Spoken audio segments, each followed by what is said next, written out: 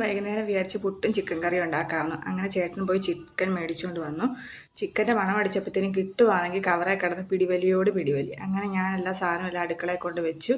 തൈരും പാലും സവാളയും മല്ലിയിലയും ഒക്കെ ഉണ്ട്, അതൊക്കെ ഞാൻ എടുത്ത് വെച്ചു.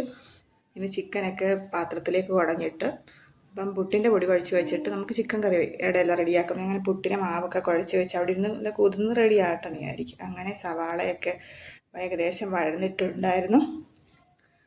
അങ്ങനെ ചിക്കൻ കറിയും ഏകദേശം റെഡി. അതായത് ചിക്കൻ കറി ഇച്ചിരി ലൂസായിട്ടാണ് വെച്ചത്. തേങ്ങാപ്പാലൊക്കെ ഒഴിച്ചിട്ടുള്ളത്. എന്താണെന്ന് വെച്ചാൽ പുട്ടിൻ്റെ കൂടെ അല്ലേ, അപ്പോൾ ഇത്തിരി ഗ്രേവി വേണ്ടായോ. അങ്ങനെ അതുകൊണ്ട് അങ്ങനെ പുട്ടിന് ആയി വന്നു. അങ്ങനെ പുട്ടൊക്കെ പ്ലേറ്റിലേക്ക് ഞാൻ എടുത്ത് നല്ല ചൂടോട് കൂടി തന്നെ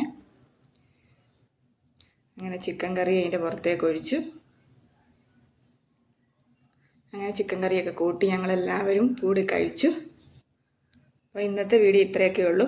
അടുത്തൊരു വീഡിയോ ആയിട്ട് വരുന്നവരേക്കും ബായ്.